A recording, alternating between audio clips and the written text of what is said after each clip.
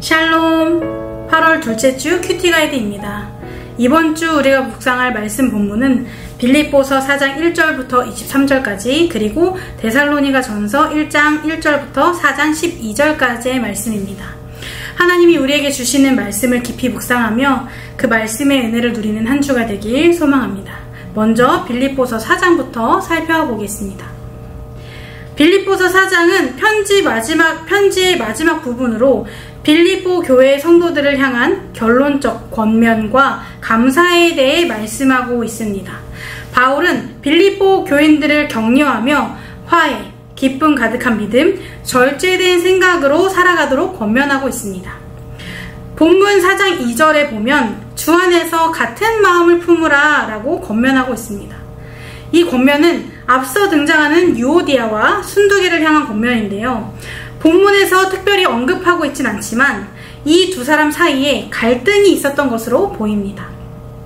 그래서 바울은 따로 그들의 갈등의 원인에 대해 밝히진 않았지만 갈등을 풀고 같은 마음, 한 마음을 품고 복음을 위해 연합할 것을 권면하고 있습니다. 여러 사람들이 모인 공동체에 갈등이 없을 순 없겠지만 복음을 위해 함께 힘쓰던 자들은 특별히 같은 마음을 품어야 합니다. 그것이 동역의 길이고 하나님이 기뻐하시는 모습이기 때문입니다. 또한 바울은 본문 말씀을 통해 성도들이 믿음 안에서 기뻐할 것을 요청하고 있습니다. 그 이유는 이 기쁨의 근본이 하나님께 있기 때문입니다. 또한 이것이 그리스도인의 미덕이기 때문입니다. 바울이 이들에게 요청하는 기쁨은 상황에 따라 달라지는 것이 아닌 하나님께 바탕을 두고 있기 때문에 항상 모든 상황 속에서 주 안에서 누리는 기쁨입니다. 또한 관용을 베풀고 살라고 권하며 6절을 통해 예수님의 산상수훈의 가르침을 떠올리게 하며 염려하지 말라고 말합니다. 왜냐하면 하나님의 평강이 그리스도 예수 안에서 그들을 지키실 것이기 때문입니다. 그러면서 그들에게 하나님을 향한 예배와 다른 사람들에 대한 섬김을 북돋을 수 있는 것들을 생각하며 살아갈 것을 요청합니다. 그들이 이렇게 살아갈 때 평강의 하나님이 함께 하시기 때문입니다. 마지막으로 바울은 빌립보 교인들에게 그들이 자신에게 준 선물에 대해 감사하며 하나님이 그들의 모든 필요를 충족시켜 주실 것이라고 전했습니다. 바울은 자신이 경험했던 자족에 대해서 그들 또한 그 자족에 대해 알길 원했습니다. 또한 그렇게 할 수 있는 비결은 내게 능력 주신 하나님을 신뢰하는 것이라고 나누고 있습니다. 바울은 이들이 성도로서 또 같은 공동체로서 한 마음을 품고 어떤 일이든지 주님이 주시는 기쁨을 누리며 하나님께 모든 것을 맡기고 그 필요에 따라 공급하는 하나님을 경험하며 오직 하나님만 신뢰하며 살아가기를 권했습니다. 말씀을 묵상하시면서 공동체 속에서 나의 모습은 어떤지 돌아보시기 바랍니다. 또한 삶에서 주님이 주시는 기쁨을 얼마나 누리고 있는지, 상황과 환경이 주는 기쁨만 추구하고 있진 않은지 묵상해 보시기 바랍니다. 그리스도인으로서 그에 따른 미덕을 가지고 있는지 묵상해 보시기 바랍니다. 빌립보서에 이어서 묵상하게 될 데살로니가 전서는 바울이 2차 전도 여행 당시 고린도에서 쓴 편지입니다. 바울은 실라와 디모데와 함께 데살로니가 회당에서 복음을 전했고 많은 유대인들과 이방인들이 하나님을 믿게 되었습니다. 그러나 그들을 대적하는 유대인들로 인해 예정보다 앞당겨 데살로니가를 떠날 수밖에 없었습니다. 그럼 바울은 이들이 걱정되어 디모데를 그들에게 보냈고 디모데를 통해 그들의 소식을 들은 바울이 이 편지로 그들을 위로하고 격려하였습니다. 데살로니가 전서는 총 3가지 큰 주제로 나눠볼 수 있는데 첫 번째는 1장 1절에 말하는 서두, 두 번째는 1장 2절부터 3장 13절까지로 데살로니가 성도들을 위한 감사와 격려입니다. 그리고 마지막으로 4장 1절부터 5장 28절까지는 교훈과 권면에 대해 말씀하고 있습니다. 이번 주 본문은 1장 1절부터 4장 12절까지의 말씀입니다. 먼저 데살로니가 전서 1장 1절부터 2장 16절까지 말씀을 살펴보면 앞에서 언급한 것처럼 데살로니가 성도들을 격려하고 그들에게 감사를 전하는 내용을 볼 수 있습니다. 그리고 확신이 없어 어려움을 겪고 있는 성도들에게 확신을 주는 바울을 볼 수 있습니다. 먼저 바울은 2절을 통해 데살로니가 교인들이 신앙생활의 필수인 믿음, 사랑, 소망을 보여주고 있다는 점에 대해 하나님께 감사했습니다. 바울이 그들의 올바른 신앙생활의 모습을 기억하고 기도하며 감사한 이유는 그들에게 한 번 더 확신을 주기 위함이었습니다. 6절 말씀을 보면 데살로니가 성도들이 환난 중에도 믿음을 지키고 7절에 마게도냐와 아가야의 믿음의 본을 보였다는 것을 알 수 있습니다. 이뿐만 아니라 각처에 퍼져서 많은 이들에게 본이 되었습니다.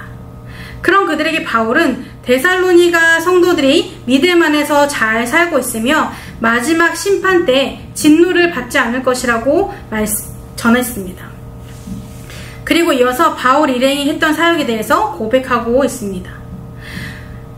바울과 동역자들은 복음을 전하기 위해 고난을 피하지 않았고 사도로서의 권위도 포기했습니다. 그러면서 얼마나 이 사역의 진심인지 데살로니가 성도들에게 얼마나 진심인지 고백하고 있습니다. 바울은 자신의 수고를 드러내기보다 그저 열심히 복음 전한 것에 만족하며 자신의 진심을 전했습니다. 그러면서 자신들이 전한 복음을 단순히 사람의 말로 받지 않고 하나님의 말씀으로 받은 데살로니가 성도들을 칭찬하였습니다. 바울은 하나님의 백성으로서 믿음의 본이 되고 여전히 믿음을 잘 지키고 있는 그들을 격려하며 자신이 어떤 마음으로 복음을 전했는지 나누고 데살로니가 성도들도 오직 하나님께만 영광을 돌리며 살길 바랐습니다.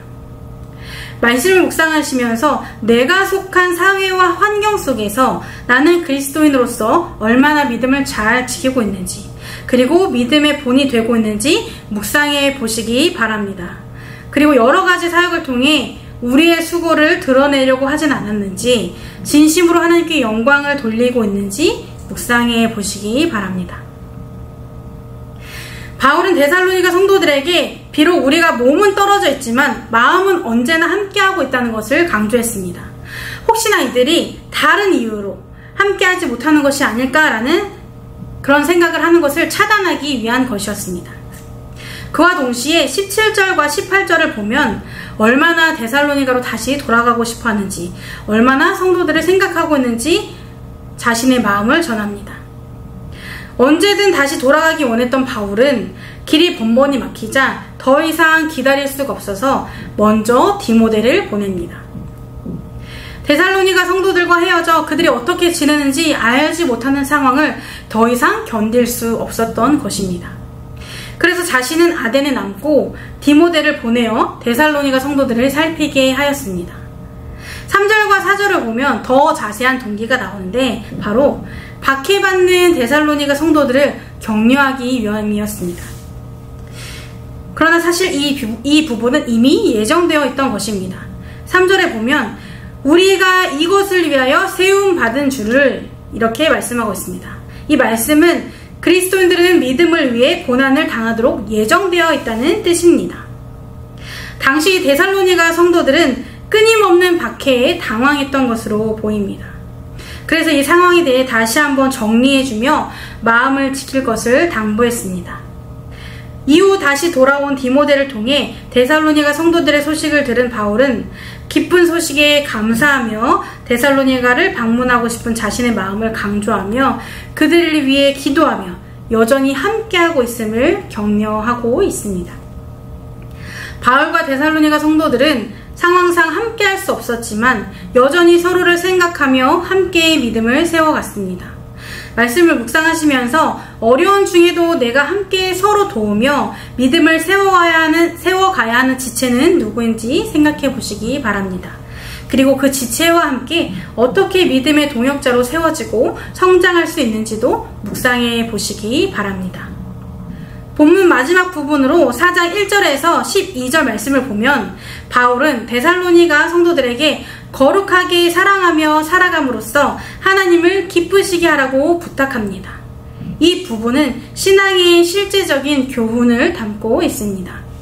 바울은 성도들에게 하나님을 기쁘시게 하는 방법을 배웠으니 그것에 더욱 많이 힘쓰라고 권합니다. 1절에 행하며 하나님을 하나님을 기쁘시게 한다는 이것이 바로 이 뜻입니다. 그리고 하나님을 기쁘시게 하는 삶으로 사는 방법은 3절부터 6절까지에 나오는 행위를 금하는 것입니다.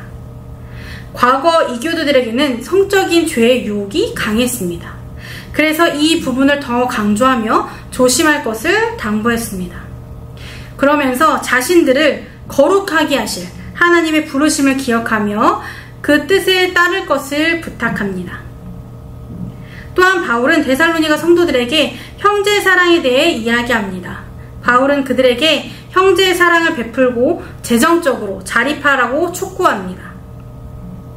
교회 안에 있는 어떤 이들은 돈벌이가 되는 직장을 그만두고 부유한 그리스도인들의 자선에 의지해서 살았기 때문입니다.